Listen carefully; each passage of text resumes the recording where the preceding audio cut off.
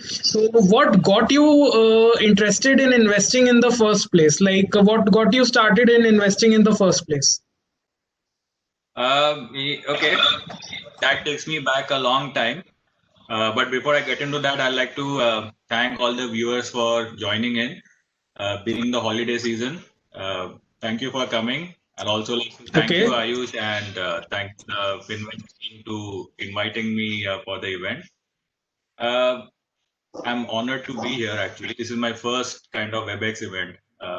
So, getting back to your question about what got me into investing, if I really think about it, it started long back. So I'll give you a backstory to it. So before even when I was in school, I was always doing some other kind of business. So the first business that I was doing was selling posters in school.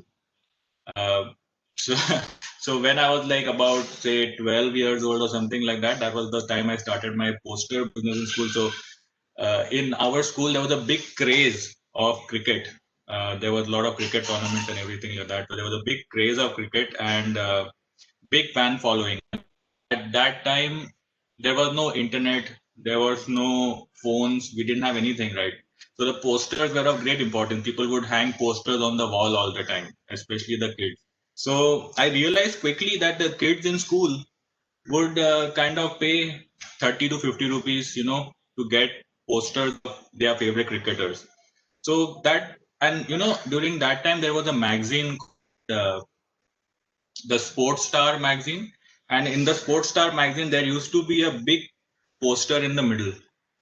Yeah, I So remember. yes, yeah. So I would go and I would find all these, what do you call them? These raddiwalas or the kabaddi people who store old things. So I would go to all these shops in our area and I would collect all these magazines for 1 or 2 rupees and I would sell the posters. And if I could get lucky, I would get a poster of say Dravid or Sachin or Azharuddin. And if I would get lucky, I would sell these posters for 30 or 50 rupees in school. And that is the time I really started getting financially independent. For a school kid, at that time, our mom used to give us like 5 rupees to buy samosa or to buy vada pav, that kind of stuff. So at that time, I would have a few hundred rupees in my pocket and I would feel good. So I think that was the part of me, where financial independence at that time played a big role in me in shaping myself today. So so that time when the business was doing good, I thought, how do I earn more money? So I even started selling stamps. I started selling currency. So I was doing a lot of things. I was hustling a lot basically. And one fine day, somebody complained about me to the principal, and I was basically banned from doing any kind of activity in school. And when I had nothing to do. So and one fine day at home, I kind of remember there was CNBC on, and I saw that ticker was going side by side, and I would see that the prices are changing every time the ticker would go, and the same after a minute or so the ticker would come back and the price would be different. And it was a connection of the soul, love at first sight, you can say. So that is how I really got completely hooked onto it. The minute I saw it, I was hooked onto it. And my dad was pretty cool about it. He set up a demat account for me at that time. And I had a little bit of money saved up from my activities, let's call it. And that's how I started investing. Actually, I started trading. I had no idea what I was doing. That was the most fun part. But it gave me immense satisfaction to buy a few 3-4 shares of something and sell a 3-4 shares of something. So I guess that's how I started off in investing. From there, I went to college. Then I went to doing better, better, better. Made a lot of losses. Learned a lot. It's been almost 15 years or 17 years now that I'm trading and investing. So yeah, that's how I started. Wow, yeah, that's really nice. Now, coming to college, I would not take a lot of time before we start into the presentation. Where did you actually graduate from, and what was the most memorable experience of your college? So I graduated from HR college, and in college we all have a lot of experiences. The best experiences of our life come in college with all our friends growing up. meeting all your great friends. But since this is a investing, we're talking about investing today. I'll tell my investing experience through college. The most memorable of that being when I was in early college. I remember there were two IPOs which really moved me in ways that I can't even begin to explain. The first IPO was the Yes Bank IPO, and the second was the Petronet IPO. They both came. Uh, I believe they both came at par value at around 10 rupees. One came at 10 rupees and one came at 15 rupees. So me and my close friend invested in these two, and they just went up like a rocket. I mean, it gave us such joy. So whenever you make money when you have no money. So in college we had no money. So whenever these stocks would go up and we would make money, that gave us some immense joy because we would go and blow it up somewhere or the other. So those are the cool memories of investing I have from college. That's really nice, sir. So now, without taking any much of your time, what I'll do is we'll straight away go into the presentation. So just when you need to change a slide or when you go back to the slide, just tell me and I'll quickly, make the necessary changes. Sure. Yeah. So the mic is yours, Nelia. So I guys, just mute myself. Everyone, thank you for coming. Ayush tells me that we have a mix of viewers today. Most of us are new investors or started recently, maybe a couple of years ago. So, I have kind of divided my presentation on two parts. And before even I get into the presentation, I had one thing that I wanted to say is that Ayush has been too kind in kind of talking about us and talking about the returns. I'm almost feeling embarrassed about it because today we are here only to talk about our process and what I think about investing. Returns are a subject of luck. You go through a period where you make 100% in 6 months, and you go through a period where you make no money in 6 months. So let's not talk about the return bit. I'm almost embarrassed by it. So please forgive me about that. Coming back to the presentation, so I wanted to split it in two parts. Before we even get into the topic of investing, there is something that we need to understand, which is the bigger picture, which I wanted to explain. Investing is a part of the bigger picture.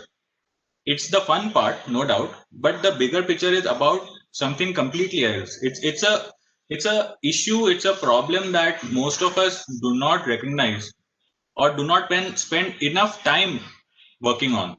We work every day, we are working to kind of find the right stock, which will be a multi-bagger or which will do great things for us. But even before going to that part of our journey, we need to figure out one key system that will allow us to have the necessary tool to have a great investing career. So you can do good things or you can do great things in life. And if you want to do great things, we need to figure out the part one of this presentation. So Ayush, if you could go to the next slide. So I wanted to name the presentation value creation. I did not want to name it wealth creation. There's a bit of a difference between value creation and wealth creation. So I want to talk about what is value. We spoke about a problem right now. There is a big problem that we need to solve before we get to investing. So what is the problem over here that we need to solve? You are a new investor. Maybe most of you have joined just now and you've seen the KG part of market. But the markets go through ups and down cycle. And if you've not already gone through it, at some point in your life, you will go through a significant bear market where you're fully invested. You will not be able to time it because for whatever reason, you will be gung-ho and the market takes a dive so quickly that you will not be able to get out of it. So in that moment of time, you will be stuck in the bear market and you will not have any more liquidity. Well, you will have some liquidity, but you will not have great liquidity to kind of double down or to buy aggressively at the depth of the bear market, which is the real genius of this whole thing that I want to talk about. If you do not understand value creation as a process, market is kind of a gunfight. Think of it as a gunfight. And if you're only thinking about investing, you're entering the gunfight with sticks and knives. You're going to not be able to do anything really serious in this whole process. So even if let's talk about the greatest investor of all time, Warren Buffett. We can all agree that he's the best of us all. No doubt that he's a genius. His stock picks have been amazing. But what is his real genius?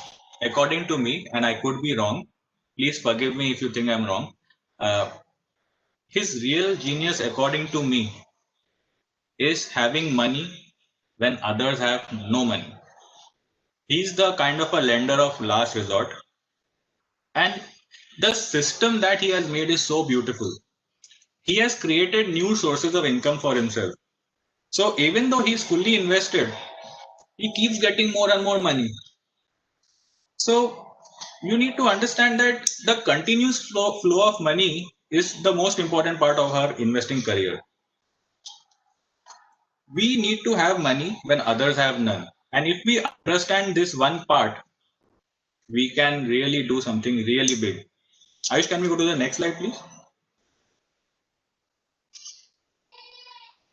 So it's a three-part thing, system. So we have a system which creates value.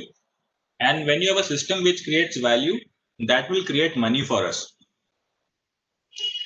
We need to have a system which has a repetitive loop of value creation. You create value, you create more value, you create more value. It starts small and it kinds of snowballs into something so big. It'll make your life different.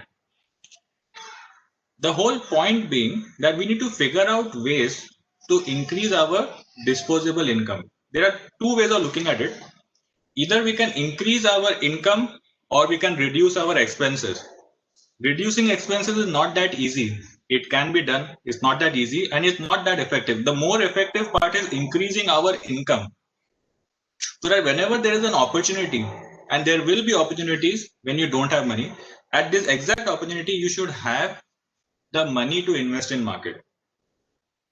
Because the real game over here, if you really think hard about it, if you really focus and think what is the real game is not really stock picking, because whether it is you or me or anybody, we'll have our shares of multi-baggers. We'll have our shares of winners and losers. So stock picking has very little to do with this whole thing. It's a part of the whole process, but it is a small part of it. Ayush, can we go to the next slide, please? So we need to figure out where we need to be in our investing journey. Before we even think about investing, we need to understand this. All this that I'm saying is very much easier said than done. I can sit over here and I can preach and give gyan, and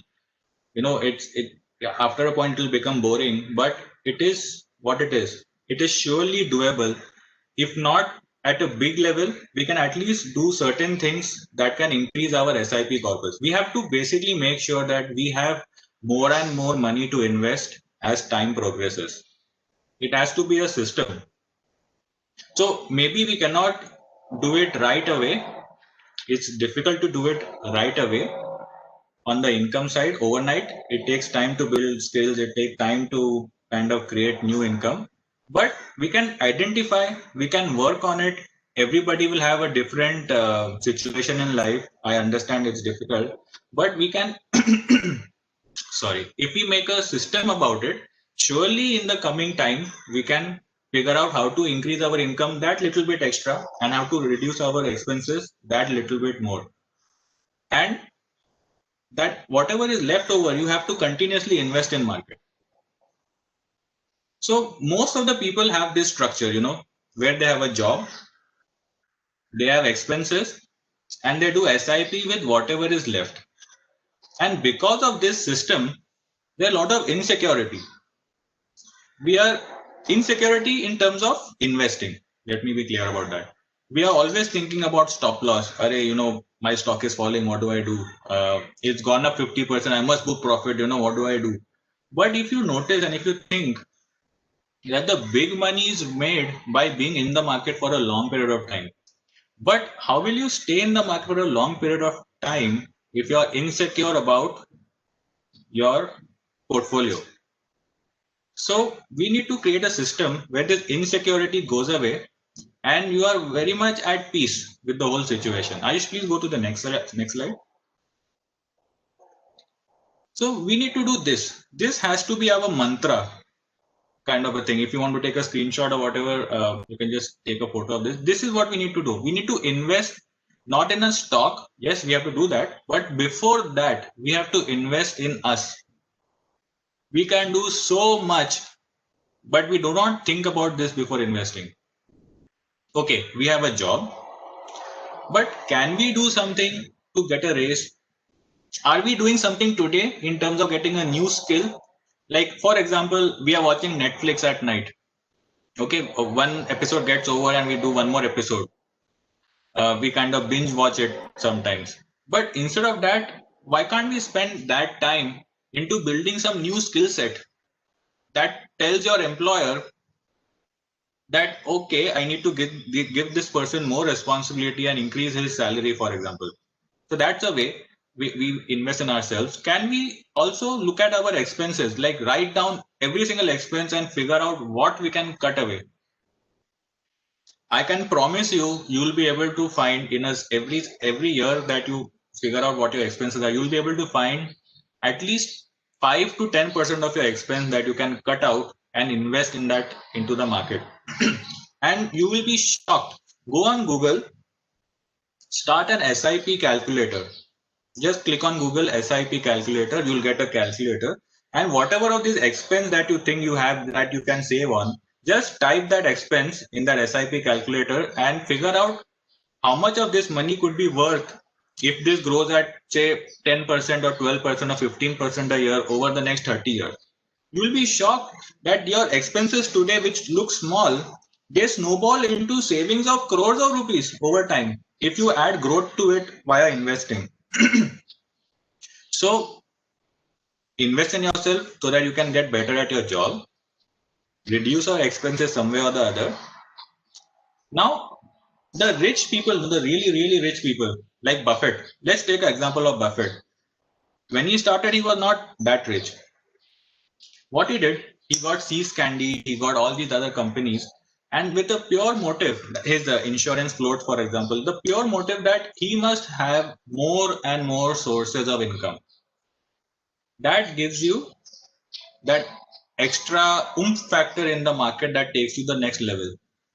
So you need to figure out, I cannot sit here and tell you because I don't know you, but I'm sure if you sit, everybody here is smart enough. I know it. If we sit here and figure how can we have an extra income, bale that extra income could be really small, doesn't matter. But how can we have this extra repetitive income? You'll go to a next level, because even if that income is, say, per month you make 2,000 rupees or 5,000 rupees also, as low as that, you will still, over the next 40 to 50 years, that extra 4 or 5,000 rupees per month could take you crores and crores into a different trajectory altogether. And if you are able to do a extra income number 2, for example, you do something, maybe you get some rental income, or I don't know, you have to figure this out on your own. You can, I mean, your orbit will completely change. You will become a millionaire. You will become a multi-millionaire in dollar terms. And what this will do, this is a process. This will give you a huge, ever increasing SIP corpus. मतलब एक दिन ऐसा आएगा कि आपका SIP will be worth more than your current portfolio. I am saying this not because I want to preach something, but I'm saying this because I've gone through this. Right from school, I have seen how the extra income can help you with mental peace, and how the mental peace can help you do better decision making. And when you take better decision making, it can take you to levels where you can't even imagine. You end up doing something epic in life. Ayush, could we go to the next slide, please?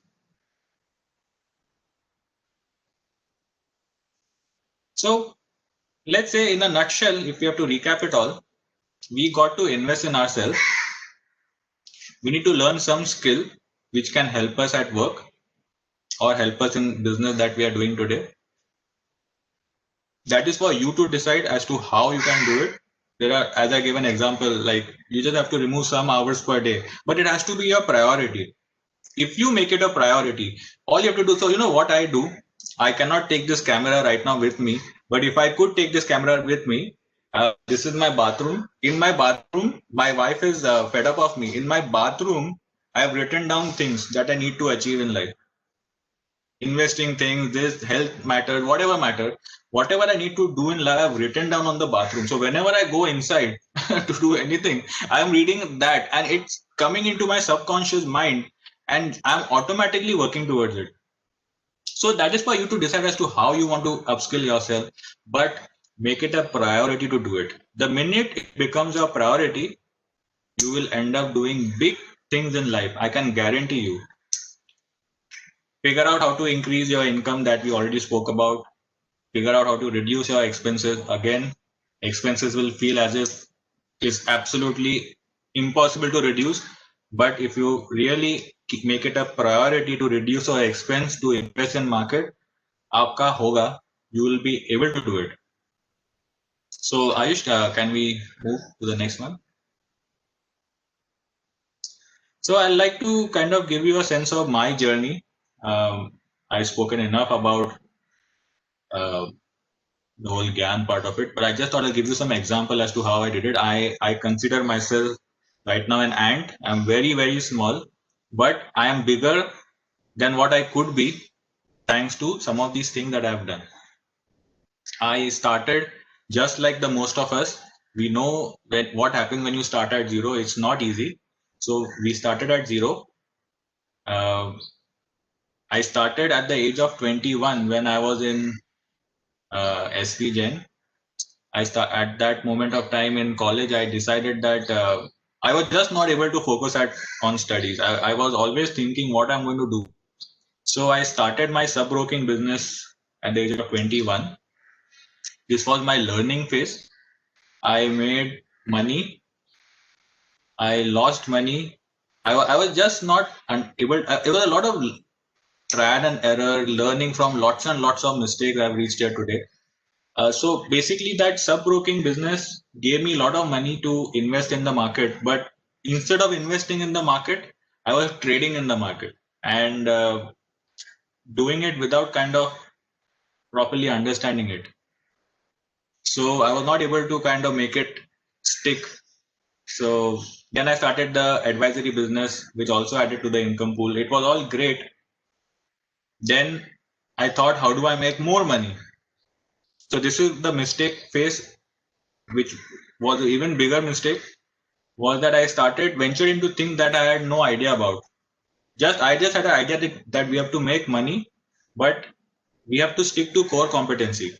So that is the big learning. I hope I'm able to say today. So I started my own QSR chain, which failed miserably. I started my pharmacy chain, which again failed. And I'm not afraid to talk about failure because failure makes us winners. Trust me, jitna aapko in early life, how many ever mistakes you make now, it'll be able to teach you much more than whatever you read in any book. Because it'll hurt you in such a way, it'll etch itself in with your soul. So you'll just not do anything wrong after that. So after this was the J curve phase, like straight up was when we launched our PMS. So far, we've been able to garner about 90 crores of AUM. We are the leading PMS of India right now in this financial year. Again, I'm sorry if I did not mean it to commit like this. It could be this year is good and next year could be poor, and I didn't want to make it seem like that. But the point is that we have to work about upskilling. So how did I upskill myself? I started as a sub broker and started doing advisory business with retail customers. Then I tried to do more. But now that we have started PMS, we've reached to that level where now we can talk about the journey properly. And how do I create another source of income? So we are now planning a small case. The small case would be for me another source of income, and it'll also be a good mass product for customers who are unable to kind of commit to a 50 lakh ticket size, but at the same time get a PMS kind of investment structure going for them. So I want everyone today, before we start thinking about investing, I want everyone today to kind of get a sense from what I'm trying to say is that more than investing is more important your value creation process. We have to create a process that gives us a chance to fight with the big boys out there, because all the doors are shut. You're not going to be able to, I mean, I don't want to say anything controversial here today, but people, the big people who are doing things, uh, let's say they have more information than us, whether it's the right way or the wrong way. So we have to invest in stock, looking at the whatever is happening in the market, public information. But a lot of other people have much more than that. So we have to create a journey for us which is going to value. So I hope I've been able to create, give you even out of whatever I spoke. If you think 99% is rubbish, and even if 1% of whatever I spoke appeals to you, try and implement it before you get into this whole logic of investing, because that is a part of the game, but this is the whole game. So Ayush, can we go to the next slide? So as I said earlier, I'm no more than an ant. I don't want to sit here and sound as if I've done some great job. I've not done anything so far. I am just a normal guy. But the point is that I've understood that एक process होना important है for people like us who start from the bottom. And we have to do anything that we can to increase our investable corpus. So, instead of talking about regular things, I thought कि थोड़ा different talk करना चाहिए, and before we talk about investing, we should talk about the whole value creation aspect of it. I didn't want to talk about wealth creation, but I wanted to talk about value creation. There's a big difference, and I hope I've been able to kind of give my 2 cents on the topic. So now that this is done, we can talk about some fun things. Ayush, can we go to the next one? So part two of the discussion today, we'll take Q&A bit later, if that's okay. Abhimanyu is noting down Ayush, all the are you doing that? questions. Yeah, Neil, Abhimanyu is noting down all the questions. Whatever questions are coming in, we will be asking after the presentation and after the questions that we have aligned for Finvents. So you don't have to worry about anything. You just continue with the presentation. Sure. So, guys, if we have understood part one, then we are ready for part two, because part two is the easy part. आपको कुछ करने की जरूरत नहीं है. You can coattail the big investors and just buy the ETFs and funds, and you don't have to do much. This is the easy part. The first part is the part which literally no one pays attention to. That is the part we need to be paying attention. This is the part. If we truly understood the first part and we've got something going in the first part, this becomes literally, I'm not kidding, it becomes easy. Let's go to the next slide, Ayush, please.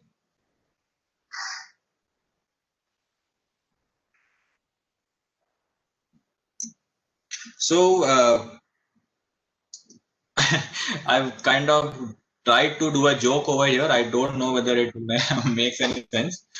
So what we do in the market, our process is quite simple.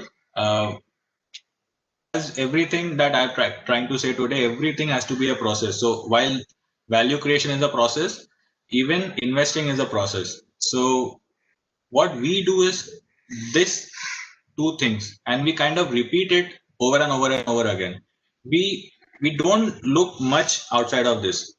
So earlier on, we used to be only value guys, and very recently we've kind of figured out that value is okay, it doesn't work that well anymore. But if you put growth to value, then you're talking about something significant. And if you do demergers with value and growth, that's a happy meal. I mean, that's a great combo that you cannot really trump. So these are the two areas of the market we really focus on. I didn't want to get too technical right now. Maybe we can do some other time. If anyone has any questions, they can get in touch with me. Ayush can give you my email ID.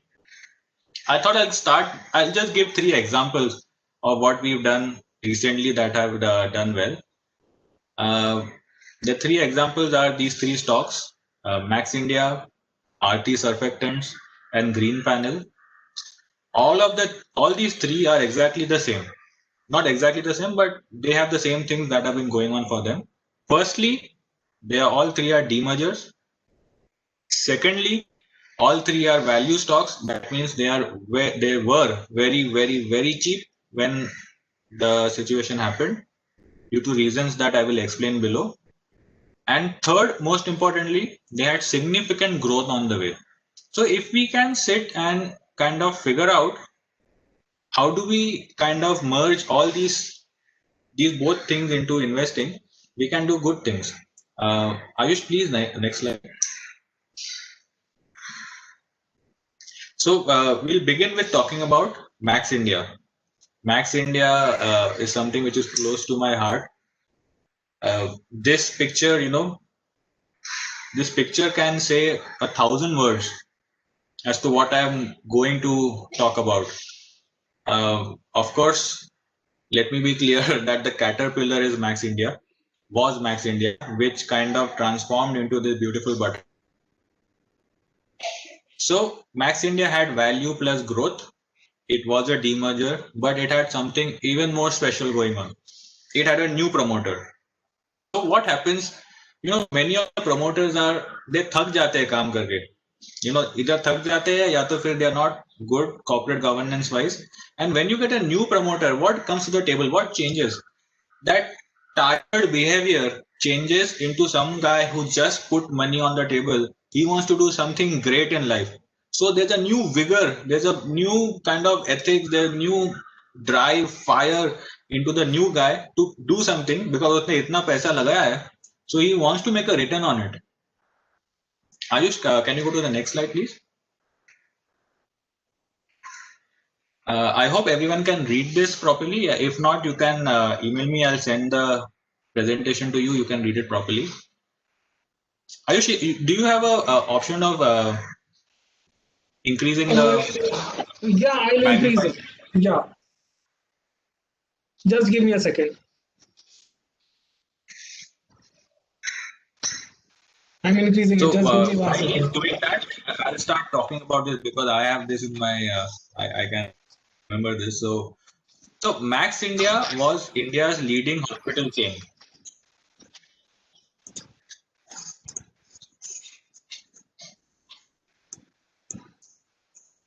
$100 कर दो.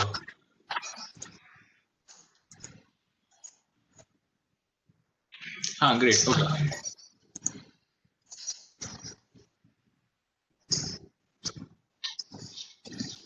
Just a second. Yeah. Can I go on? Yeah, sure. I hope it's visible to everybody now. Yeah. It's much better now. Okay. Okay, so Max India was India's leading hospital chain, but it had one issue. It was being operated under very questionable corporate governance standards. I don't want to get into details about what was questionable about it because it's a public forum. Maybe we can discuss privately if someone wants to later. But it had lots of questionable things inside, which was not good for an investor's point of view. So it never got any kind of valuation. It was trading at very cheap valuation that way. Market did not like it at all, and rightfully so. So what happened next was something very good. KKR, a big buyout, came with a new management team of Abhay Soy, and they bought out the existing promoter. What that did was it plugged a lot of loopholes of slippages, and margins started to shoot up immediately and aggressively. The new promoter came with such a drive and determination that the whole business turned on his head. The business was good, but it was very easy for him to kind of increase the margin overnight. What they did next was they merged Max Healthcare and their existing healthcare company called Radiant. If anyone's from Bombay, you would know Nanavati Hospital in Bombay. This is part of that. So they kind of merged the two companies, and that created India's second largest hospital chain. From a small player, regional player, it became a significant player overnight thanks to the merger. What was very interesting to us and our team was that while KKR got it at 80 rupees per share, the market didn't pay any attention to it as long as the previous promoter was still till the time the demerger actually happened. So the deal happened, but the demerger had not happened. So the price fell. So in this 60 rupees, let's understand there were three businesses inside. In 60 rupees, we were getting the healthcare business, we were getting the insurance business, Max Bupa, and there was a third small business called the senior living business called Antara. So three businesses combined was trading at 60 rupees. I think it even hit a low of 55 rupees. So seeing all this, we started buying aggressively, and over time, at about 65 average, we made it our number one position. We were like, if you're liking something so much, and if you know something is in your core competency and it's just available for you to buy, we just went all out and we bought a lot of this. Next thing that happened was Max India delisted because of the demerger. So the company stopped being available for trading. It delisted, if memory serves right, it delisted at around 57 or 58 rupees. Something special happened when it relisted. So the relisting happened of the hospital business first. So just remember, three businesses delisted and only one business relisted. The combined value of three businesses that delisted was 60 rupees. When the relisting happened, just the hospital business relisted at 135 rupees. Can you imagine? Basically, why did this happen? Because the overhang of the existing promoter, the questionable existing promoter, who the market didn't like at all, rightfully so, was out, and now the company was completely under the control of the new promoter. FIIs made a line to buy this stock, and the stock listed at 110, I think 110 rupees or whatever, and in a couple of days went to 135 rupees. And the other company, the remaining two companies, the businesses, the Max Bupa money that they got and the Antara business, they listed at a combined value of 17 rupees per share, adjusted value. The total of this was 153 rupees. So just see the whole power of what just happened. The three businesses delisted 3 months before at 58, and in 3 months they relisted at a combined valuation of 153 rupees. And imagine what happens. What's going on?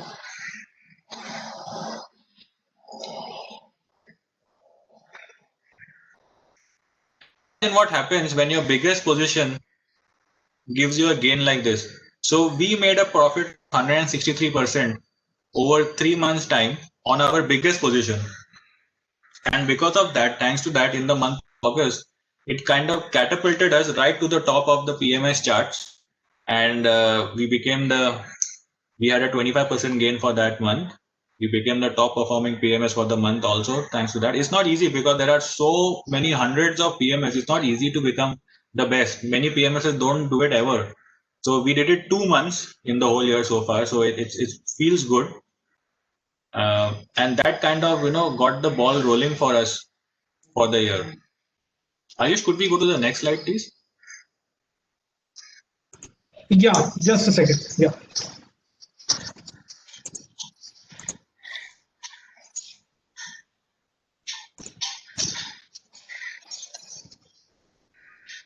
Second one, also happened at a similar time as Max India, was Aarti Surfactants.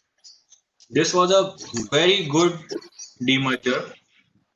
Why I say discard the gravy is very interesting. I think if memory serves right, when they announced the demerger, I think it was 2 years ago or 2.5 years ago, long time ago they did it.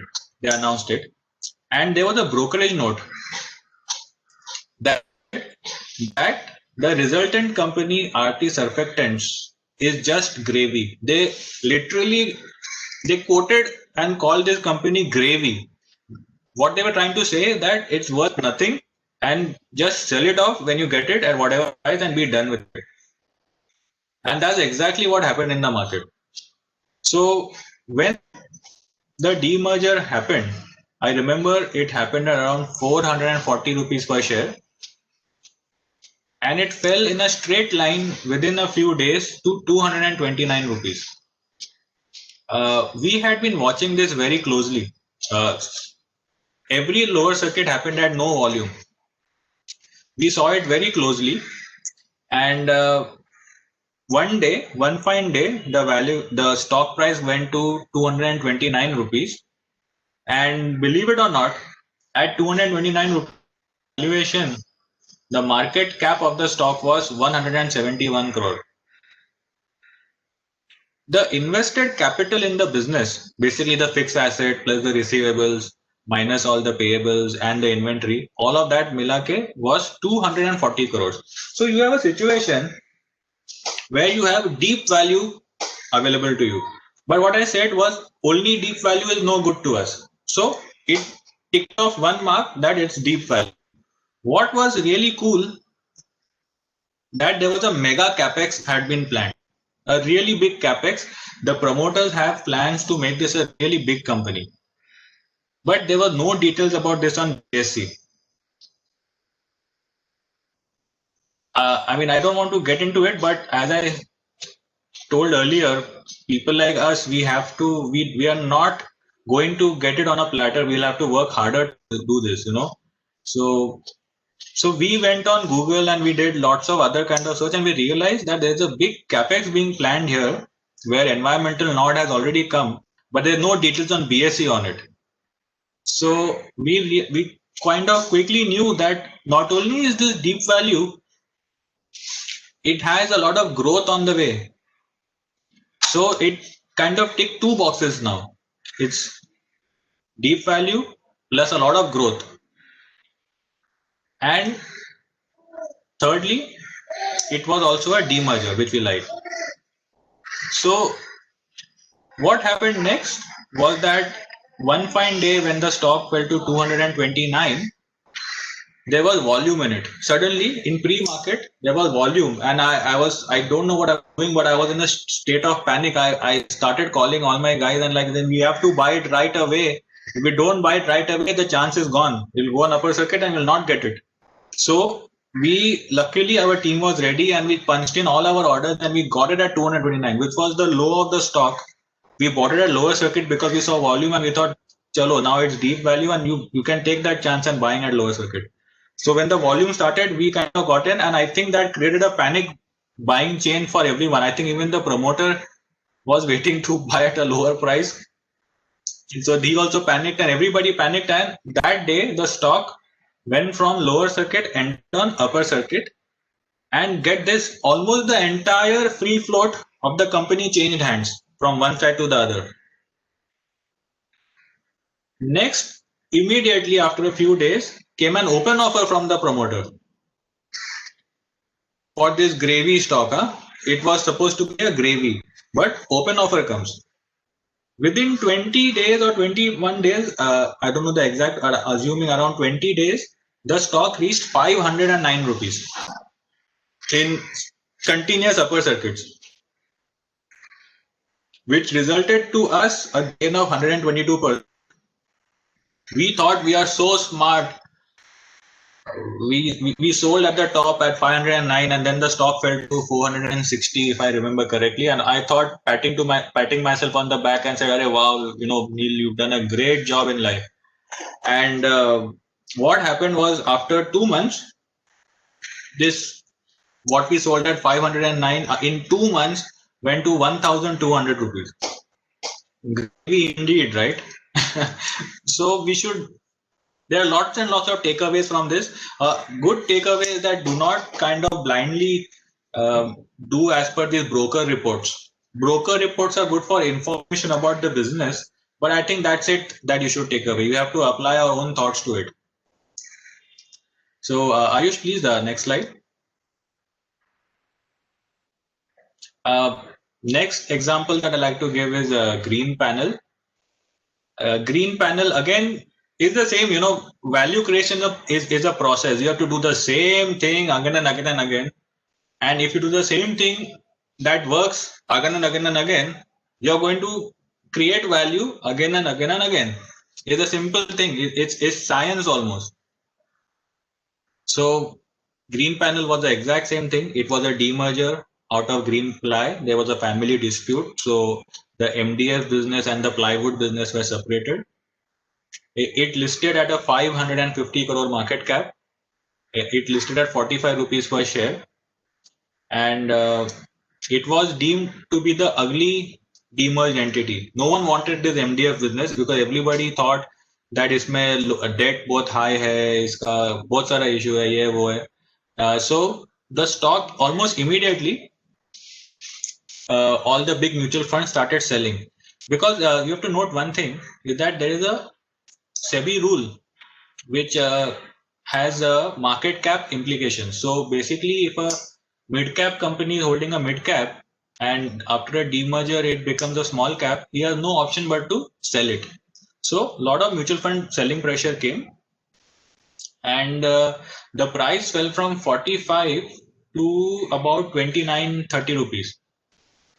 At 30 rupees, it stopped falling. So we liked it a lot, because at about 30 rupees, it was 350 crore market cap. While interestingly enough, their plant alone was worth 1,100 crores. It's a joke. I mean, something worth 1,000 crores is available in market for 350 crores because of forced selling. Of course, it had debt also, but even then it was deep value. What we knew that the MDF sector was growing in double digits, and we were confident that the company will easily repay all the debt in the next 3 to 4 years, and this will be a blockbuster kind of trade for us. So once the selling stopped, Greenpanel almost immediately jumped to 60 rupees within a few days. And then this was February, and then came the COVID crash. And in COVID crash, this stock fell with the market. But the best thing happened was this, that even at the bottom of the COVID crash, Greenpanel never went below its demerger price. It went slightly below it, but never significantly below its demerger low. So just imagine the power of these demergers is, during a demerger, the stock is falling, and a big global crisis has happened, and the price falls only till that level. So it kind of fell only till the demerger low, and the crisis kind of, the world recovered quickly, and Greenpanel also recovered quickly, and now from 27 rupees or whatever it's today, 123 rupees, it hit a high of 123. I think today it is 13 or so. So look at the value creation. The rest was history. As the world recovered, the stock also went up, and the journey is still on. We are still holding our position. I mean, in hindsight, whether it is right or wrong, we are still holding. But it's how it is. So also you should note that at the time of demerger, that market cap was 350 crores, while the FY23 EBITDA expectations were 300 crore itself. So आपका market cap 300 crores है, 350 crores, and you are expected to earn in FY23 300 crores. So it was, I mean, ridiculous is the only word that comes to mind. It was a ridiculous valuation thanks to forced selling. So it was available at less than 3x EV to EBITDA, and we thought that at the normal situation, at least at some point, it will get a 10 times multiple. So we are still hoping that hopefully it gets a 10 times multiple. So we get as per my estimate, and I have the right to be wrong. Uh, According to me, the EPS of this could be as high as 12 to 13 rupees next year. And if we give any decent valuation to it, say a 15p or a 18p, the stock is 180, 200 rupee kind of stock. So I don't want to talk about stocks and targets and this and that. Please don't take any of this as an investment advice. It's only case study. What I'm going to talk about is the process. The process is value plus growth plus demerger. And by chance, if you're getting a new promoter also, that's the kind of thing that we follow. And I hope that I've been able to create little bit of value. Uh, Even if you can take away 1 or 2% from this presentation today as to value creation leads to wealth creation, then I'll be very happy. Ayush, next slide, please.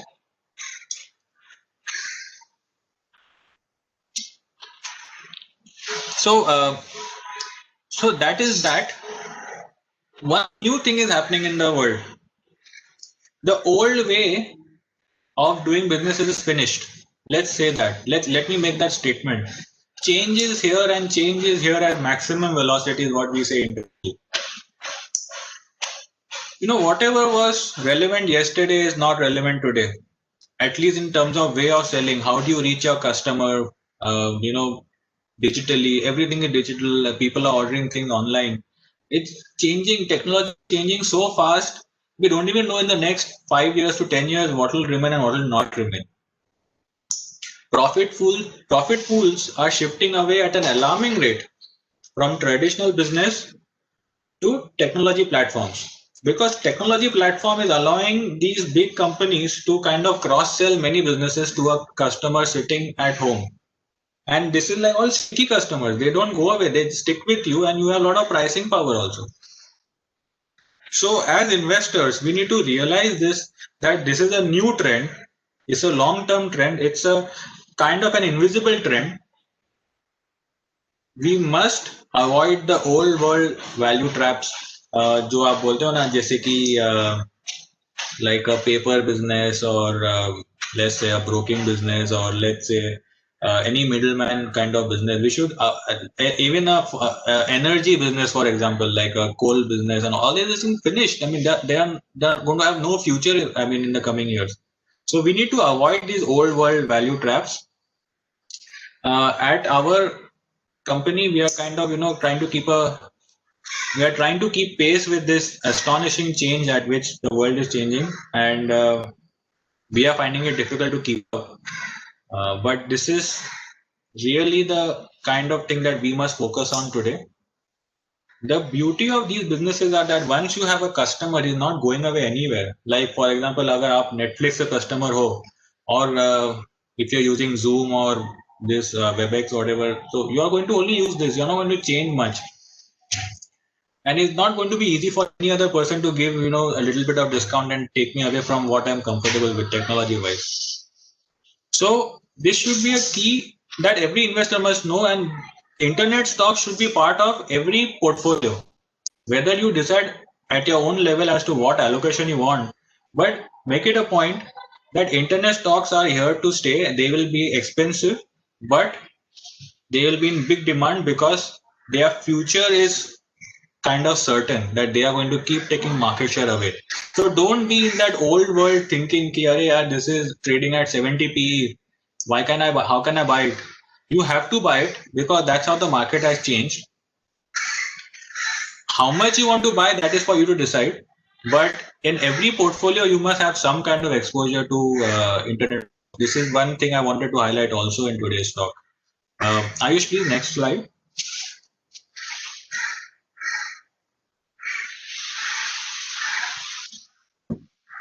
So thank you for attending and bearing with me. I know it could have sounded like a lot of gyan.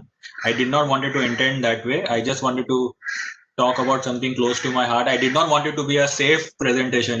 People just come and talk about safe things. I'm not a person who likes to do safe things. I thought I'll do something which is close to my heart, even if it comes at the cost of sounding a bit stupid or like a Gyandev Baba. But I thought I'll talk about something that makes sense to me. So thank you for attending. One book that I must recommend to everyone is this book called The Richest Man in Babylon. It goes back to the first part of what we discussed today. It talks about how we should think about money. It talks about always save money. It talks about always invest money and always find out new ways to increase your sources of income. This is a book that everyone, before you start learning about investing, you start learning about the value creation process. This is a great book. You must read it. This is it for me, guys. Thank you so much. Okay, Neil, so do you want a break for 5 minutes or should we start with the Q&A? Let's not take a break. Let's continue. Okay, perfect. So we have 4 or 5 questions.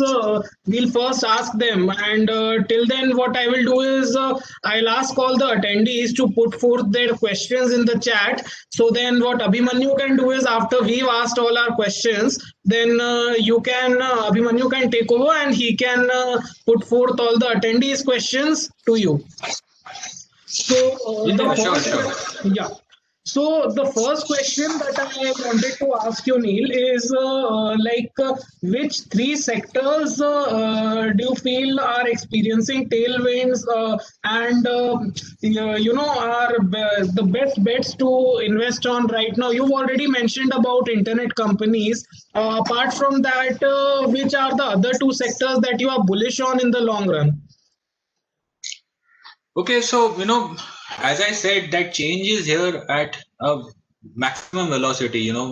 I may say something today and something will be completely irrelevant soon.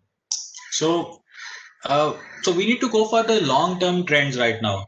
So 3 sectors, if I have to put my neck out and say, firstly, I've already spoken about internet stocks. I think internet is a good thing. Secondly, I think IT as a because of this whole COVID situation, IT has a lot of companies are forced to kind of upgrade their systems and digitally become more solid, because they all realize that the traditional ways of business is not going to do it anymore. So IT is my second bet, and I would think lastly MDF as a sector is a very small sector, but MDF is seeing structural change in India. Earlier, a lot of people were making furniture out of plywood because the furniture manufacturing was not there. But now that the supply of MDF has come, a lot of these furniture companies are actually setting up machinery in such a way that they use only plywood, because plywood is the future and is much better for everyone to use. So MDF is the third sector which will do well. Apart from that, one sector which is definitely we all know is electric vehicles. It's very difficult to invest.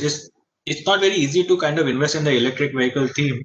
But if anytime something comes up, you should invest in the electric vehicle theme. Okay, now the next question I need to ask you is that you had written a tweet recently on index investing and ETF investing. So a lot of people, had a comment to say on that, and a lot of questions came up on that. So could you speak a little on index investing and ETF investing for the average Joe who does not, want to study the stocks, who does not want to burden himself on which stocks to buy, which stocks to sell, and just want to invest in a simple index? So can you just enlighten us on the facts? So if we have to talk about index investing, that is the best thing to do for somebody who's not a full-time investor. It's also a great thing to do for someone who is a full-time investor, because index investing is that way quite a safe thing to do, because you are investing in a theme basically, which has lots of companies. So you even if 2 or 3 companies from that index kind of don't do anything, you are still good. Index investing will give you peace of mind, and you have to do something which we like to call opportunistic SIP. There is a wrong conception about SIP that SIP har mahine karo. Yes, SIP is good, but you cannot keep buying at any price. You have to, especially when you're doing index investing, you should do opportunistic SIP. You must buy when the index falls every 5%. So hamesha when the index falls 5%, buy a little bit more. Falls 5%, buy a little bit more. Keep buying and don't be afraid about the bear market and don't be afraid of what people talk. So if you're buying some specific ETF and you're sure about the prospects of, let's talk about the bank index. You think the banks will be fine, Kotak Bank, HDFC, they'll all be fine in the long term. You can buy the bank Bs, for example, and all you have to do is keep investing little every time it falls, and wait for the turn. So I'll give you an example. Bank Nifty fell from 32,000 to 17,000 right now. Even if you had bought at 32,000 at the absolute peak, you had bought, and if you did this opportunistic SIP and you bought it all the way down, today Bank Nifty is back to 30,000, almost 31,000.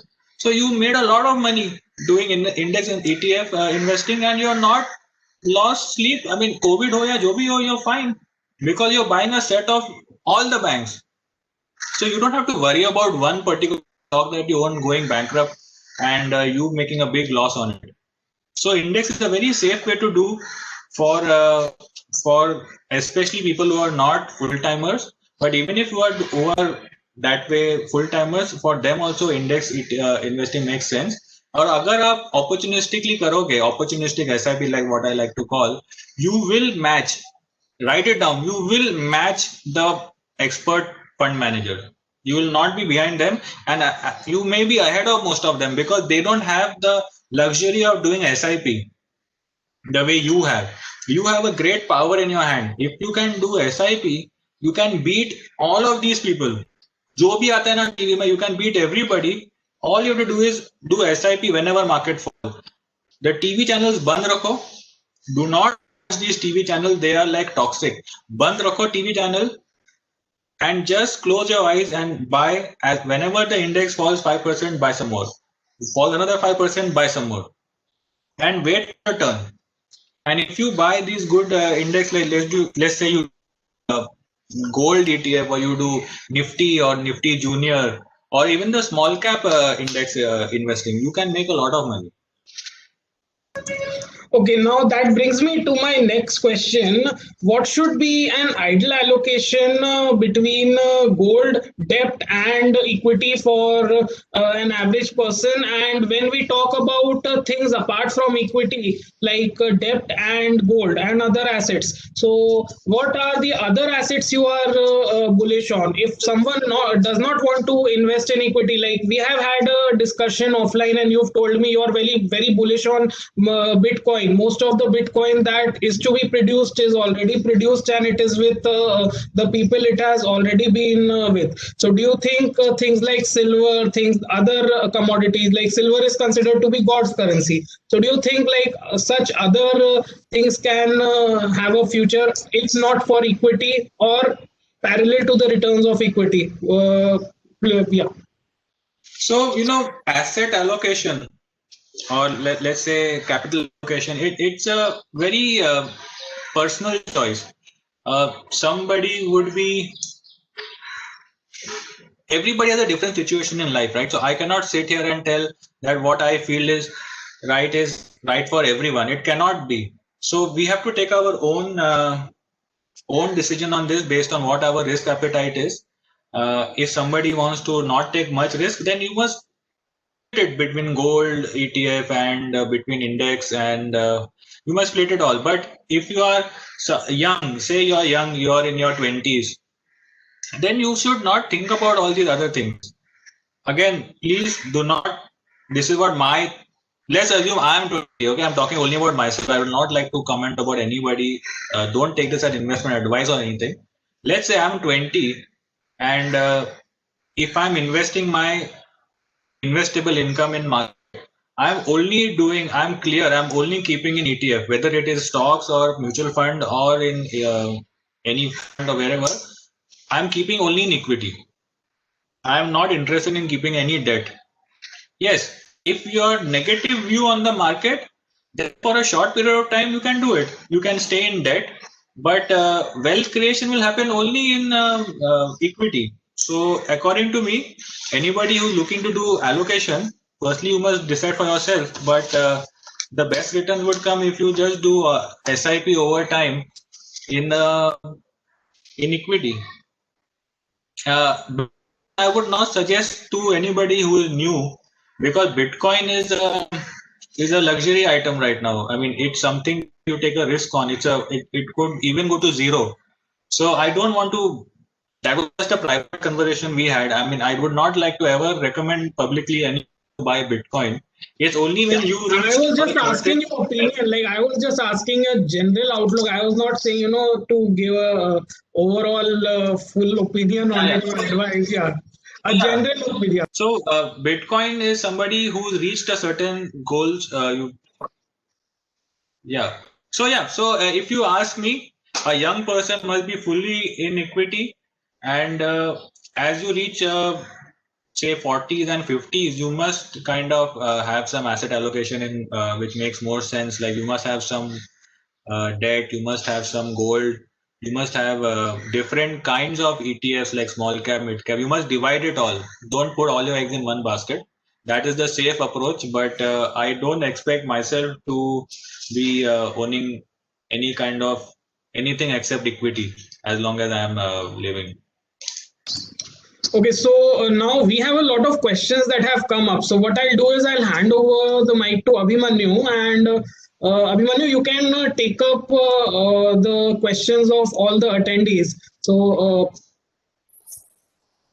Sure. I'll take. yeah. Okay, I'll start with the first question raised to you is how did you upscale yourself from being sub broker to launching a portfolio service management? Right. So good question. Basically, as I said, I gave a backdrop about me. I've been investing from a long time, and I always knew where I needed to be. So, but I did it for that with trial and error. I never knew it as such. So I went around in circles and I landed upon it, kind of by chance. It was because I failed in a lot of businesses. I failed in my QSR, which is a restaurant business. I failed in my pharmacy business. And then only I came to the realization that I must stick to my core competency, which is investing. I've been investing since school, and even before school, I've been doing business. So I always knew what business is. So that's how I came to know that I have to uh, invest. And what happened was another stroke of luck for me was that I always had access to customers because of the relationship that I had made. I knew so many people. I'm not kidding, but I thanks to the relations that I've built over the time, I would know at least 500 business owners. So I knew that I have so many contacts and I've built so many relationships. And I thought if I launch a PMS, I'm sure out of these 500, at least a few will end up taking up the services. So that's how I kind of knew that I should kind of upskill myself and learn about how to handle the PMS business. So I spoke to a legal team, and legal team told me that these are the things that you require. And luckily, I had all the things that you require to do launch your own PMS business. And the most important part was building relationships. So in market, if you are also planning to do something, you have to build relationships. So yeah, that's how I knew. Okay, that's great. So I'll just go for the next question. The next question is that when you talk about internet stocks, are you talking about IT sector as such, in which you get product companies and service companies, and which one would you personally like? A product-based So company or a service-based? So when I meant internet stocks, I did not mean IT companies. Internet-based stocks, I meant something like Info Edge, which owns Zomato and Policy Bazaar. I meant something like India Mart, which does B2B services. I meant these kind of companies which have sticky user base. I meant something, for example, like matrimony.com, which is the actual product company. I did not mean the IT service providers. Okay, so based on this, somebody has raised the question that internet stocks tend to have fast disruption as well. Some stocks they have mentioned are Yahoo, AOL, Blockbuster, and Orkut. What is your suggestions, and how do you think we can filter out the good platform businesses? Okay, yeah, I mean, so that's very interesting. As I said myself, that the change is happening at maximum velocity. But, sitting today, now we have access to even American businesses. So nothing stops us from investing in the best of the businesses. So yes, there are going to be disruption everywhere in life. But sitting here today, we can go to Interactive Brokers, which is an American broker, open an account there, and aapko karna kya hai? You just have to say invest little bit of money in Google, little bit of money in Facebook. They are not going away anywhere. You can put money in Netflix, Twitter. You can put money in Cisco, for example. So we can do this actually. Nothing is stopping us anymore. And if you make a portfolio of a wide number of companies, say one business gets disrupted, it's fine because you have a basket approach. And if you say buy 15 of these internet stocks, some in India and some in US, and if you make a basket in your portfolio, then you'll be fine. Even if one or two don't make it, and if one or two make it in a very big way, you'll all average out nicely for you. You'll make a good KGA. Never put money in only one business. I mean, that makes no sense. That's correct. That's correct. You only need a couple of winners in your entire lifetime. Exactly. I mean, if two fail and if two win, you're good. You're golden, actually. Okay. I'll just take the next question. The next question is that this is a stock specific question. It's about Make Money Organic. They say that which is also a demerger candidate. What is your view on that? Or are you interested in that? So let me just give a basic disclosure that if we are talking about any stock, it definitely not is investment advice. Okay. And I may be invested, and even if I'm invested today, I may exit tomorrow, and I may not be I may not be in a position to tell that I've exited. So please do not take anything I say here as actual investment advice. Neil, before you So just tell about the stock, I would just like to cut you for 1 second and tell you that whenever a stock specific question is asked, it is at your liberty whether you want to answer it or not. So if you want to skip the question, just tell Abhimanyu and we will skip that question. We will not. we will. I'm happy to answer. I just wanted to give a disclosure. So after the disclosure is out of the way, Make Money is also a demerger candidate. You're correct. They have three businesses. All three are kind of linked to each other. But interesting in Make Money is that firstly, it is deep value. Secondly, it is having a lot of growth coming.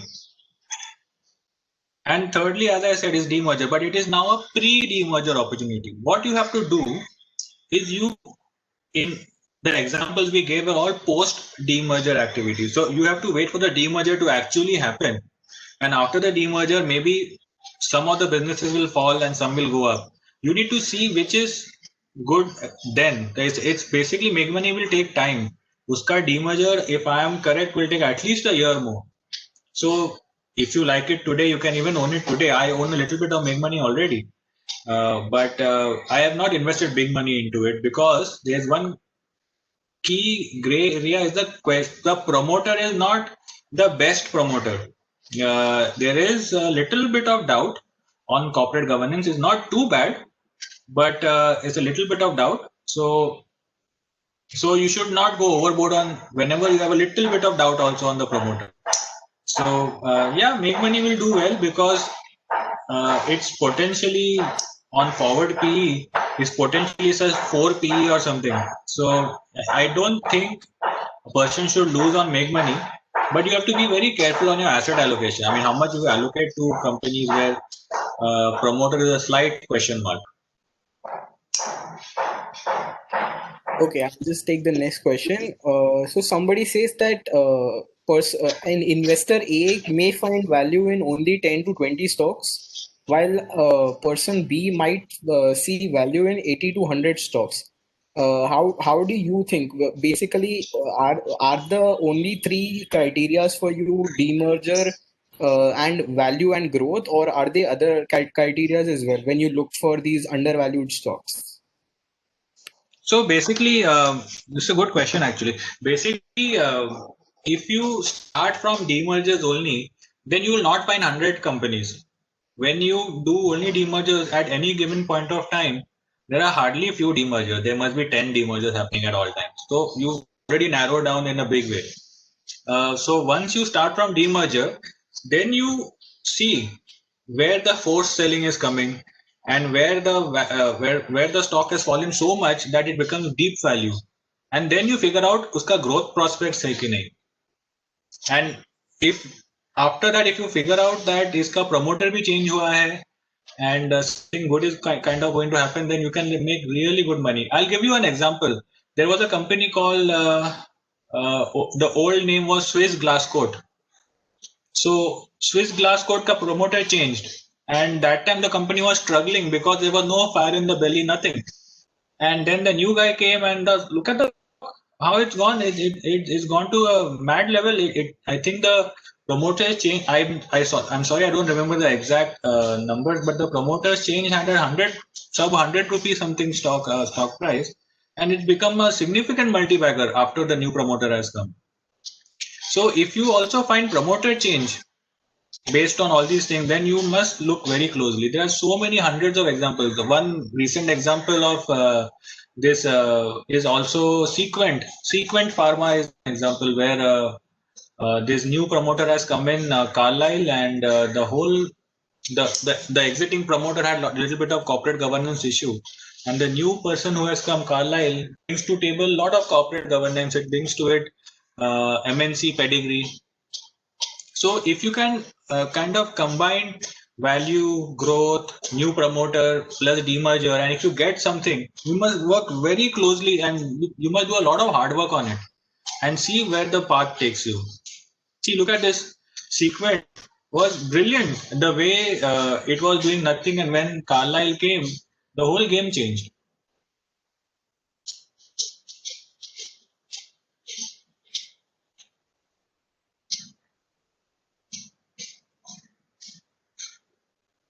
We can go to the next question.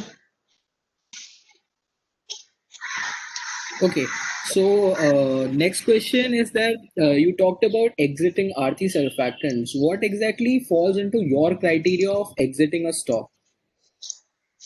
So, whatever advice you're going to get is advice coming from a person who sold a stock at 500 and within 2 months the stock went to 1200. So I don't think I'm the right person, or I think no one is the right person on exiting. Exiting is a very it's a very, what do you say, it's only right, your decision is only right in hindsight. When you exit, you may feel that it's a right decision, but exiting is, sometimes you just have to exit when your initial thesis is done and you feel that you have some other opportunity. So you must exit when your targets are done. But as Aarti proved me wrong, tremendously proved me wrong, it more than doubled after I exited. But at the same time, long time ago, I exited IndoCount at 1200, but that marked the top of IndoCount. It was a 10 bagger for me. I exited at 1200, and then from there it just kept falling. So, अगर आप एक बार exit कर लोगे, then you should not worry about it. But exiting, you must also understand that exit decision is never going to be easy for you, because after exiting, the stock is capable of doing anything. It can double also, and it can fall by 1% also. So many a times what I do, I exit and I delete it. So I deleted Aarti Surfactants and recently happened to come across it and I saw, oh gosh, it's 1200. What a fool I am. So yeah, I mean, there's no right or wrong answer to this. Okay.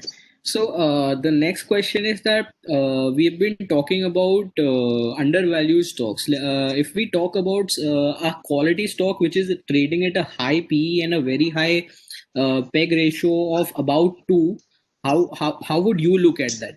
How would you personally look at that?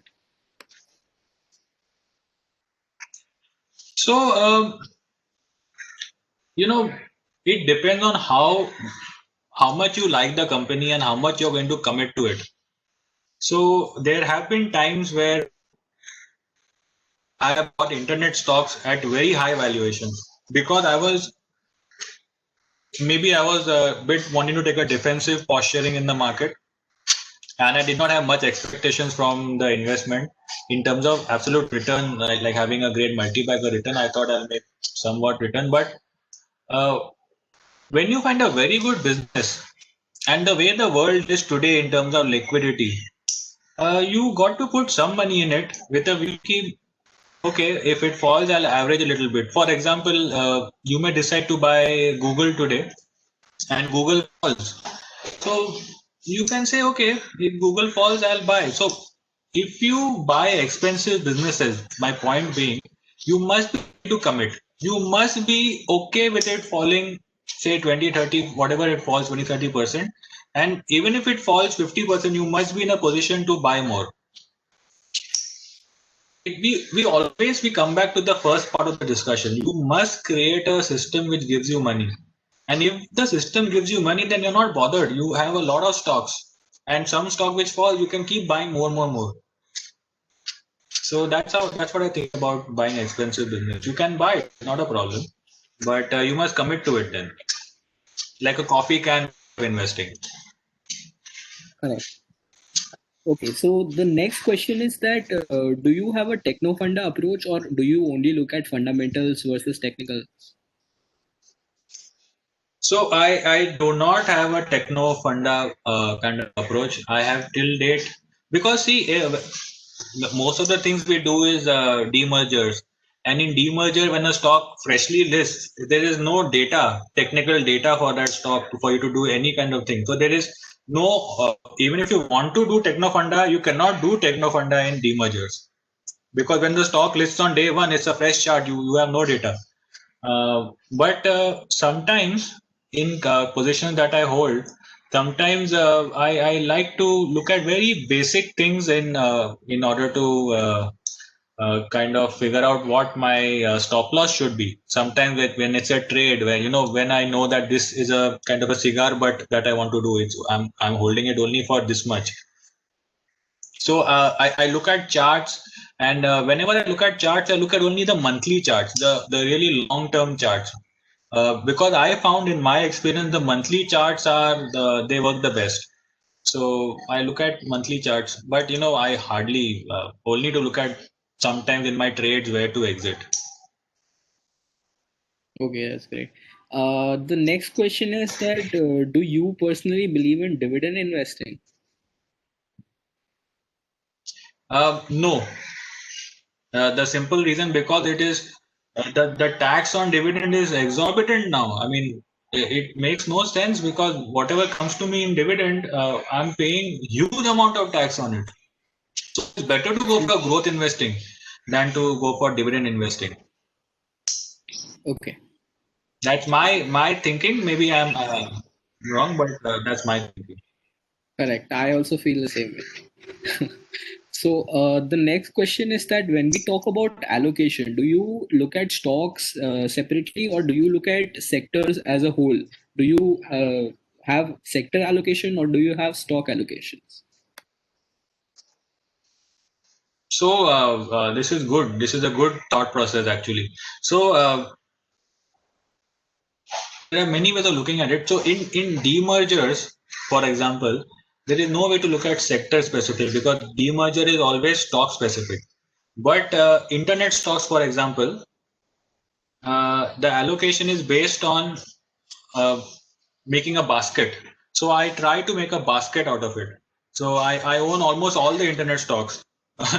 So because I'm not an expert at buying companies which are trading at 70, 80 PE. So I thought the better way to do is kind of invest in all of them and commit to the basket and don't look at particular stock.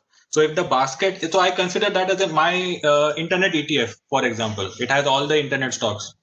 So that's my internet ETF. And when that internet basket falls, for example, by 4-5% or wherever I think that I want to buy more, I buy the whole basket. I buy in the same allocation all the stocks. So always better to take a basket allocation. Okay. The next question is that when you talk about just a second, I'll just go over this question again. Okay.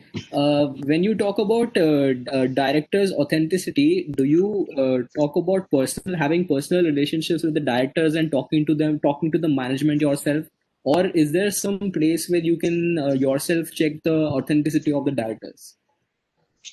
Okay, so see, this question is more relevant when you have a lot of relationships in the market. So, for example, if you are in an investment club, for example, you should join a few investment clubs. If you're in an investment club and you make lots of friends in market, somebody will always know something. And when you discuss stocks with many people, uh, these red flags kind of come out. So if a director, if a management is not good and they are siphoning off money, you will always come to know if you are having good relationships in market. So that is a good thing to do, have some relationships. And yeah, that's my take on it. Not much more. Okay. So up next, this is a sort of a non-investing question. I don't know. Feel free to avoid it if you feel so. Somebody is asking that suppose your PMS has failed to deliver high returns. I think it's probably some this is some other PMS manager here, and he's saying that how would you personally like to handle your customers? So I did not get this question. Can you please repeat it? They are trying to ask you how would you emotionally handle your customers who are customers of your portfolio management service, and you fail to deliver PMS is not well, how will I handle the customer? correct. Okay, got it. So whenever I onboard a client, what I promise to the client is that I will work hard, and this is my process. And I explain this value creation process and the wealth creation process to the client, and I always kind of inbuilt into him that you have to be in it for the long term, and you should be okay if the market kind of takes a tumble in the short period of time, because markets being markets, they could fall for 5 years before without going up, and you need to be okay with that, because they will fall for 5 years, and on the sixth year your stock will go up 20 times. It's happened many times. So when I talk to any investor, I never give them this rosy thing. If this year has gone well, surely next year. All you know, next year I'll be the last PMS. I mean, you have to be a little humble about these matters. But we have to say these things, to just because the way the world is, if we do not talk about returns, then how are we going to sign clients? Because let me be very frank and honest over here. Why would somebody talk? It's almost embarrassing to me to talk about return, but we still talk about it, because how else am I going to compete with the big guys? Yeah, all the doors are. It is not possible for us to do many things that we would want to do. All doors are shut. Like that movie, Guru movie, you see, it's impossible. I mean, these big guys have kind of made the system in such a way that it only favors them. So we have to talk about it. I'm sorry if it hurts, but if you think about it, I'm a very normal guy. I'm trying to make it by doing certain processes myself, and I'm a very honest guy. A lot of the PMS people, what they do when they have a bad time, now they just close down the PMS strategy and they start a new PMS. And many people have done it. For example, one of the big PMS guys recently who invested in uh, let's not get into naming anybody. There are many who just close down and start new, and they just publish, ki, "Arey, I see my returns." So we are not that kind of guys. I mean, if I am the worst PMS next year, I will still not shut down this existing fund here. I will continue like this only. So basically the point is that I manage the client's expectation by telling them that we'll invest in good companies, and you'll see where the investment process takes us. Okay, that's great. The next question, and feel free to stop me. And we've already taken a lot of these questions. Feel free to stop me at any time. Do you look at brokerage companies as platform businesses? Some examples are Angel Broking, ICICI Securities, MCX, BSC, CDSL, CAMS. Do you look at these businesses as platform businesses? So I am an investor in Angel Broking. I definitely look at Angel Broking as a platform business, but I have my doubts. So that's why Angel Broking is not my biggest position. It's part of a internet basket. But yes, I look at Angel Broking because a company like Angel or Zerodha or Upstocks, you know what they are? They are completely digital. They have no cost, and whatever clients they are signing, so their cost basis, Angel Broking, according to me, their cost structure is such right now that the next 1 million clients they sign, for example, will have no need for them to hire anybody to service those 1 million clients. Everything will be done on the platform, and what they will introduce over time is their own small case. They will introduce some or other. So one client will be there, and you can cross sell a million products to that client. So that's your platform. So I think Angel Broking definitely is Angel Broking and ICICI Securities also, they are definitely platform business because of the cross-selling opportunity. But there are doubts, because broking is a very cutthroat kind of thing. So you should not go overboard in allocation. You must divide it and make it a part of a wider basket is my approach to it, at least. Okay, that's great. So I think with that we can, if people have any other Yeah, questions, Abhimanyu, I have two last questions for Neil. Then what yes, you can do is you can give a vote of thanks. And after that, if Neil, you want, you can exit the meeting or stay on for another 5-10 minutes, because then we'll be making some 5-6 announcements and briefing people about Finvents. And then we would request people to give feedback of today's meeting on Twitter. So, yeah. So my first, What we can do is anybody who has questions could message me on WhatsApp or Twitter or email me, and I'll definitely get back and answer them. What we'll do is we'll ask all the attendees we'll provide them with an email, and what we'll do is we'll give the questions to you. And maybe you can put some you can post these or hold another meeting, or you can put these on your social media. Yeah, we'll definitely work out a process. So now, Neil, my first question to you was, you mentioned about internet companies, multiple times in the presentation, and you're bullish on internet companies.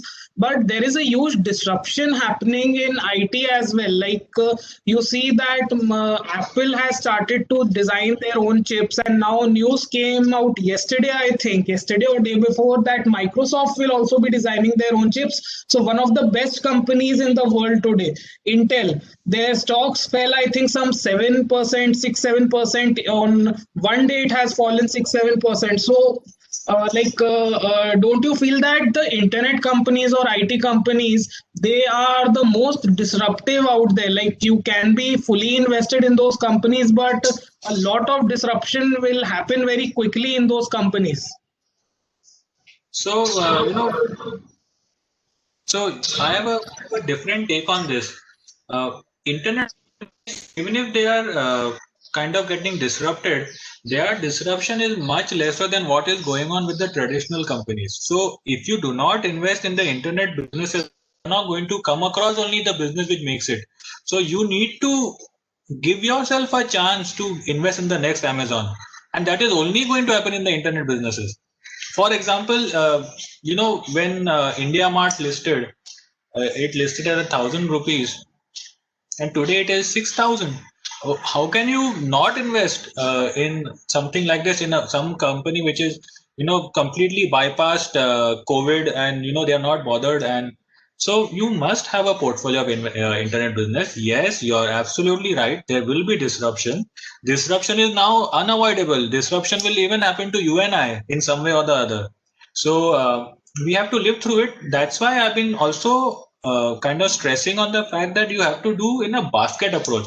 If Intel is say 3% of your internet basket, how do you care? It's okay if internet doesn't do anything. You are making money in Apple, and you're making money in Microsoft. Good. So you Right, right.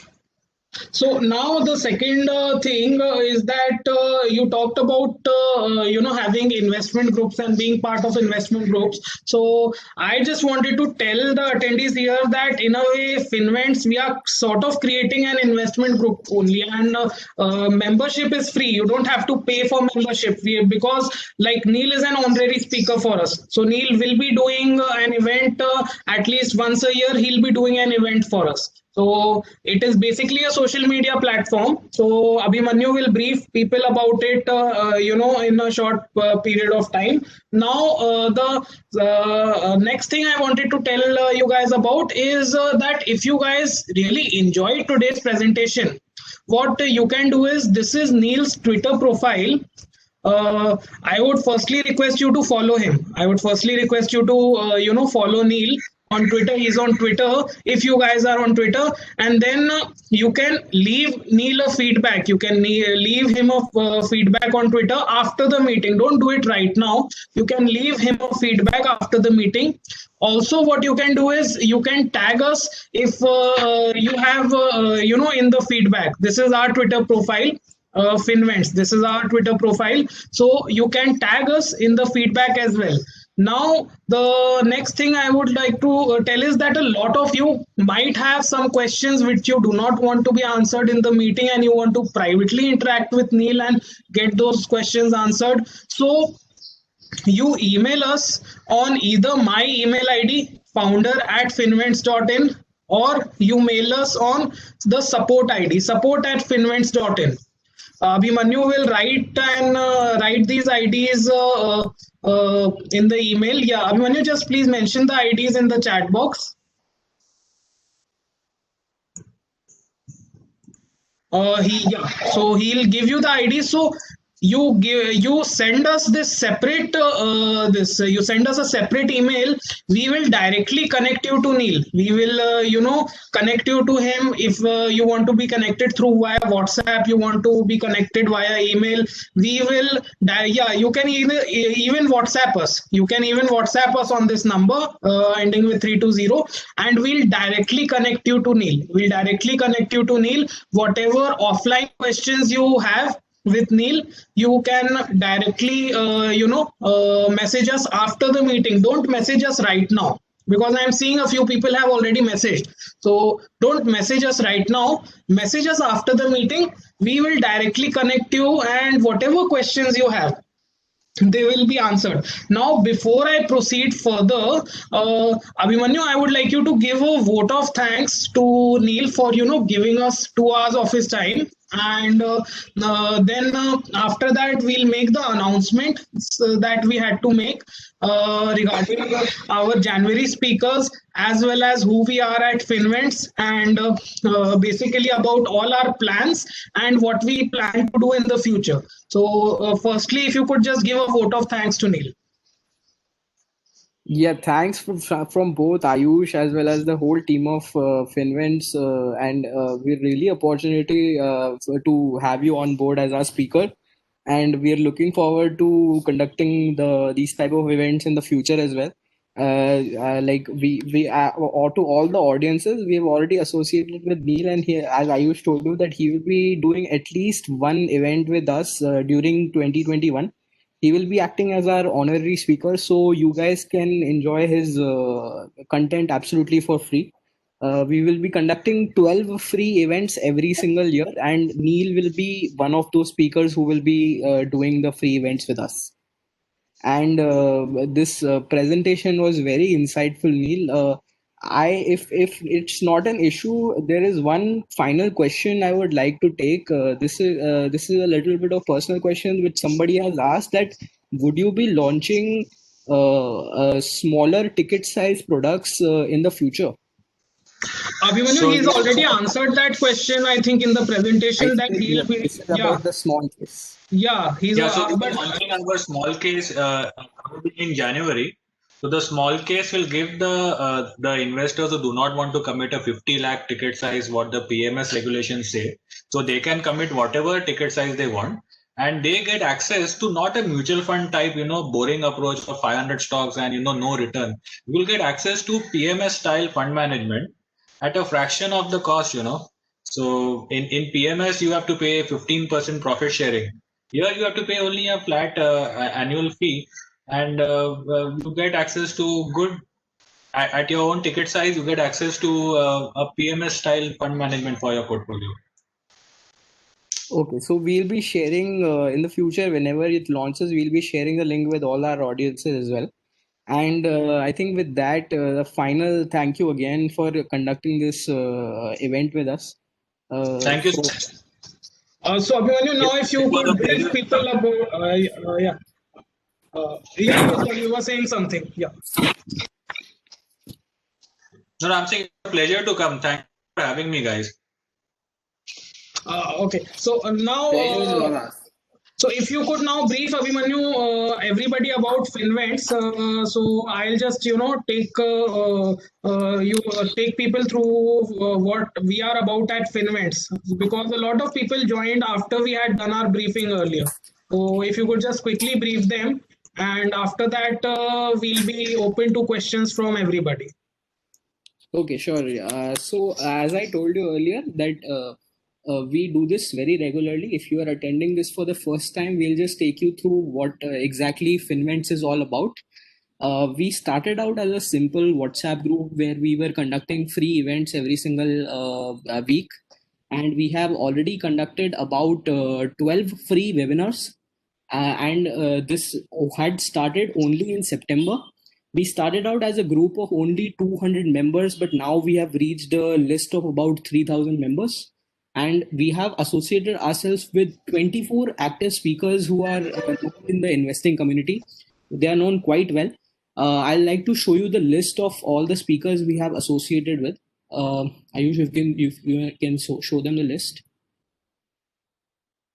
So this is the list of all the speakers we have associated with. Like we have Vivek Mashrani, Arpit Bhargav, Srinivasan G, Rishikesh Kale, Pankaj Singhal, Naresh Virani, Meet Shah, Lalit Kumar Rathi, Ishmohit Arora, Avinash Gurashakkar, Gurjeev Anand, Gagandeep, Sanjay Kumar, Avik Mitra, Ankit Kanodia, Abhishek Murarka, Shachi Nahar, Debashri Chatterjee, Ayush Agarwal, Kumar Saurabh, Soumya Malani, Neil Bahal, Ashwin Bajaj, and Ayush Agarwal. So, as I told you, these are our 24 speakers who will be conducting the webinars with us every single year. In the future, in 2022, we might be hosting a bunch of new speakers based on whoever we decide to associate with. And basically, we are planning to host one event every single week. So in a total of in the entire year, you will be getting access to a total of 48 events, out of which 36 will be paid, while 12 will be absolutely free of cost. So if you do not want to enjoy our paid content, which I definitely recommend you to go for, you still get access to certain free benefits. Also, we have now, originally our team was smaller, and now we have hired a new member, and her name is Vishaka Kocher, and she will be entering into the firm as our chief and editor. She will be providing us with, as you can see on your screen, that she is a CFA level 3. She's pursuing her CFA level 3, and she has been working with Concept Securities as a auditor, and she will be writing stock reports for us every single year. We have decided to give premium benefits to our subscribers who are subscribing for our annual membership. So first, I would like you to go through the benefits which we are providing at Finvents. So you get access to all these benefits as a club offer. I'll take you through the each benefits separately. The first benefit is, as I told you, access to paid webinars. You get access to 36 paid webinars for the entire year of 2021. This comes to a basic cost of only 83 rupees every single event. So, because the final cost of the club offer is only rupees 3,000, and if you divide 3,000 by 36, it comes to a basic cost of only 83 rupees every single week, which is every single event. In the 83 rupees, you also get access to 24 business case studies, which will basically be stock reports. They will not be buy, sell, or hold calls, but they will be detailed company analysis. And these stock reports will be written by our editor in chief, who I just told you about, Vishaka. We'll also be giving you access to an Excel template, which will be compatible with screener.in. Basically, what this Excel template will be capable of is that you will be able to input certain details and do a detailed financial analysis of the company.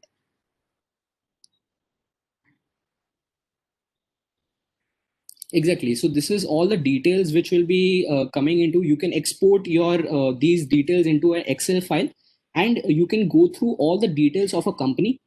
The next benefit which we'll be giving you access to is a company primer and the various financial models. Basically, a company primer is something which we go through every single details when we are investing into company.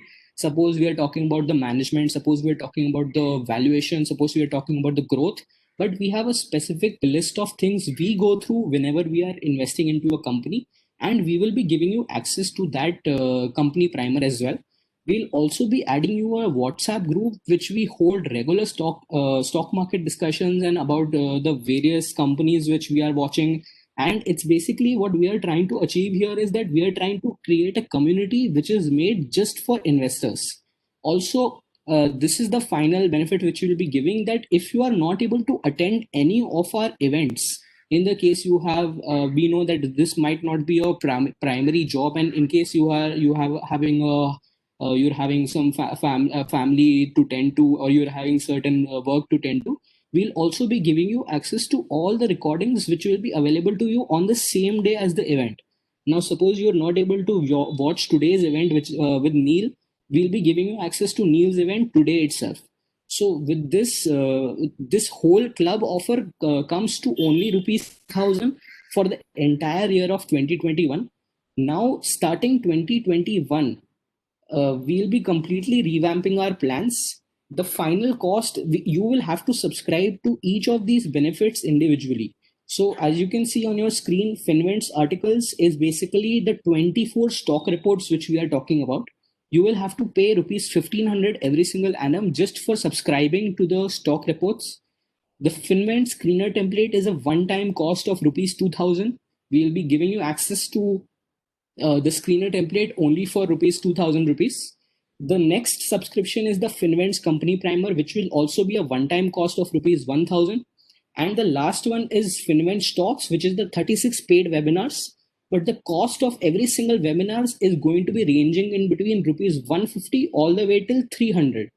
So this means that the at the lower range, the final cost of subscribing to all these four services will be coming to minimum of 9,900, which is 9,900, and at the upper range it will go all the way till 15,300. That means you are getting benefits worth 15,300 for a basic cost of rupees 3,000. Now, this offer is active only for this week, and we will be ending our annual subscription absolutely after this week. So, if you want to subscribe to these services, you can go onto this website, which we'll be displaying on your screen right now. The link is flashing on your screen, and I'll also be sharing the link on the in the chat box as well. Yeah, so I have just shared the. I think that's the wrong link. I just reshare the link.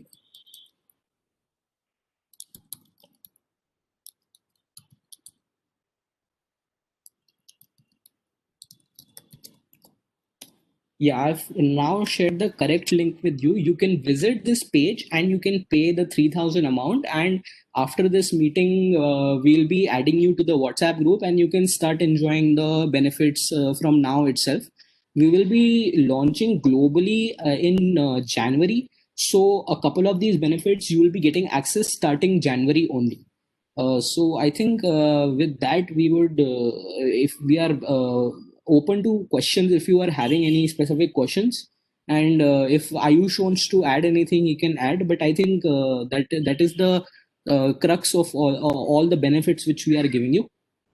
And if you have any questions, please use the chat box. We are open to any questions you have regarding the membership.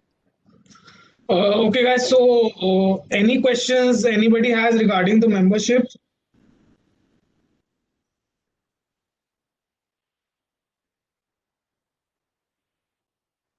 Okay, if there are no questions, then okay, what's the benefit of the WhatsApp group?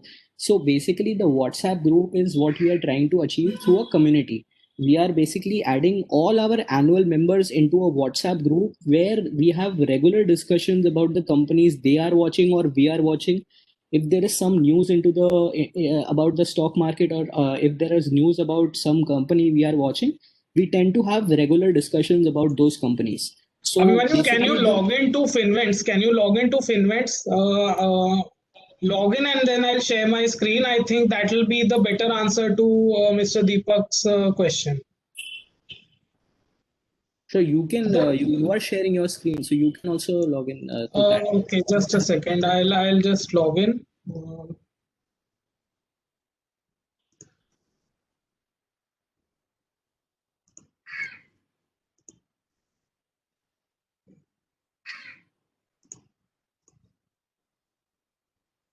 Otherwise, you can make me the presenter. I'll do it. Yeah, I'll just make you the presenter.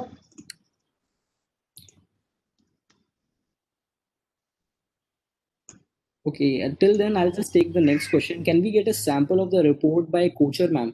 Yeah, we'll be sharing a sample with all of you. We'll be also giving you access for all the free members. We'll be giving you access to 4 reports every single year. Other than that, we'll not be having any more free reports.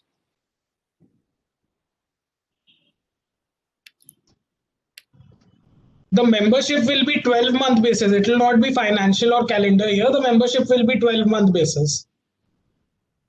So this is our website. If anybody is curious, this is the URL of the website will be shared with you in the chat box. And basically, this is the community which we are trying to create. Right now, we are having this community on a WhatsApp group. In the future, we might be using, basically, we have created a Facebook just basically for investors. These are all our members. You can go over here and see all our members. So we are currently having 82 members on our website, and basically these are all our members. And what we are trying to create here is that specifically we are trying to create specific groups. So you can enter into certain groups. Like somebody has created a public group based on autos. So any discussion happening into auto companies can be held into this group. Now you yourself can create a group over here by going onto this link, and you can create a group maybe for IT sector, or maybe you can create it one for banks or anything else. But what we are trying to achieve here is that give you access to a specific community which is made just for investors. So right now we are holding those discussions on WhatsApp group, and that is the benefit which we are giving you, that we'll be adding you into that WhatsApp group.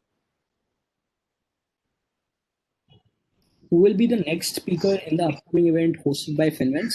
So, Ayush, I think now we can publicly disclose the events we'll be having in January. Maybe you can share your Twitter on your screen. Yeah.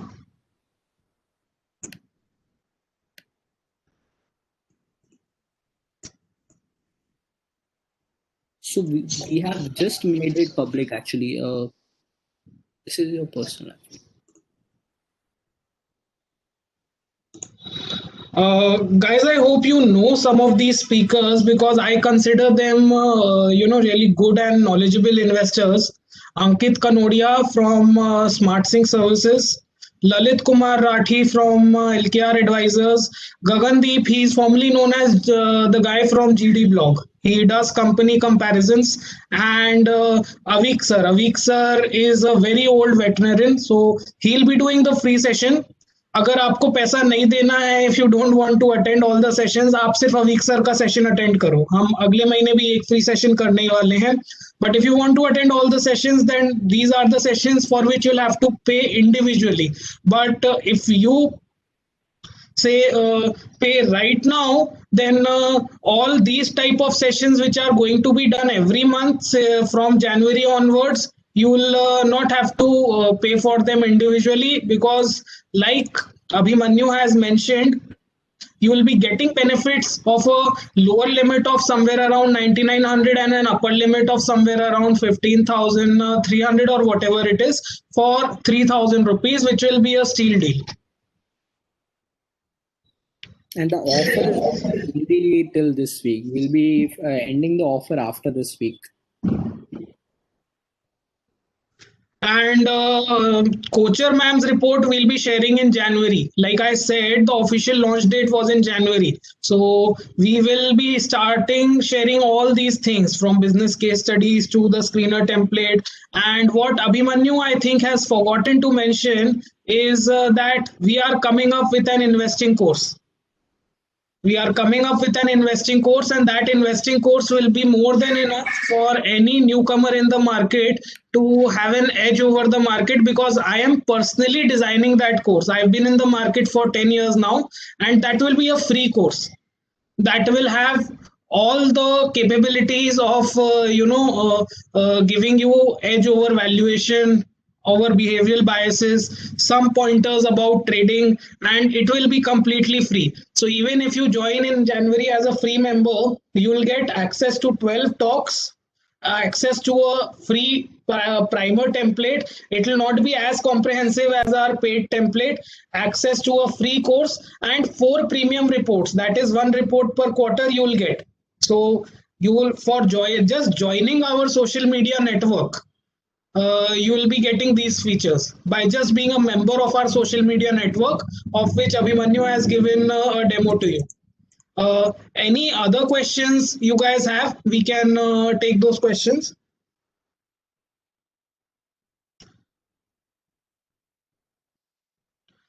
Thank you, Swati. We also enjoyed the session a lot today. So,